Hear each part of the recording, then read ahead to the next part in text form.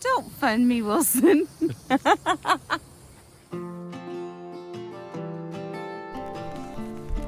Welcome to Olino State Park, one of Florida's first state parks. Leanna and I visited this park as a day stop on one of our adventures a couple of years ago. We enjoyed the trails and location and loved learning of the unique history of the park. The town was founded in the mid-1800s along the banks of the Santa Fe River and was originally named Keno, after a popular gambling game at the time. In 1876, Colonel Whetstone applied for a U.S. post office for the town, but was denied due to the name and its relationship with gambling. So he changed it to Leno and was granted the post office. Leno was an industrious town, consisting of 2 grist mills, a sawmill, 6 cotton gins, a general store, hotel, livery stable, and a doctor's office. Unfortunately, in 1894, when the SF&W Railroad was diverted to pass through Fort White instead of Leno, this led to the eventual demise of the town, and in 1896, everyone had moved away.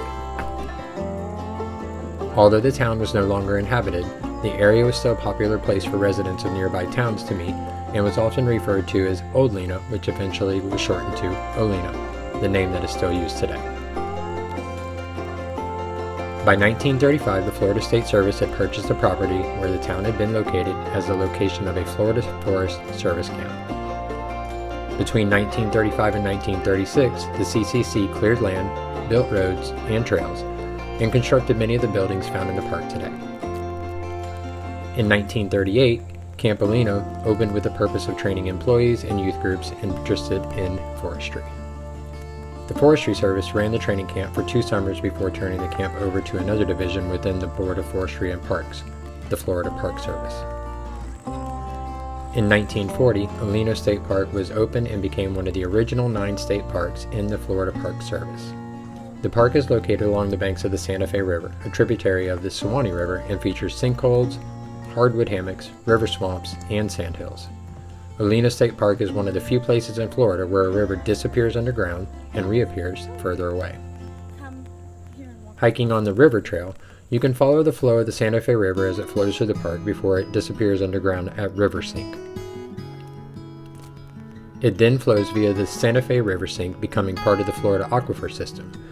This specific aquifer system is the largest in Florida and is the drinking water source for most of Florida's population. But more about where the river goes in a moment. The trail turns away from the river, and the landscape changes to an open savanna of scrubby flatwoods and sandhill, and eventually into floodplain, swamp, and forest. In the floodplain, sinkholes and creeks covered with an overstory of diverse trees create a peaceful shade. Now, back to the disappearing river. When the river reemerges, it is over 3 miles away and to the west in River Rise Preserve State Park. From there, it continues to meander its way westward and eventually flows into the Suwannee River. These disappearing and reappearing rivers are very unique to a type of geological setting called karst, and these environments contain special topographical features such as caves, springs, and sinkholes, as well as submerged cave systems, including the conduits through which the river flows underground. There's also a large wooden suspension bridge that crosses the Santa Fe River that was built in the 1930s by the CCC.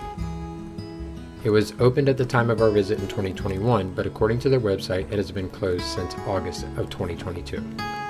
But there is still a lot to do there.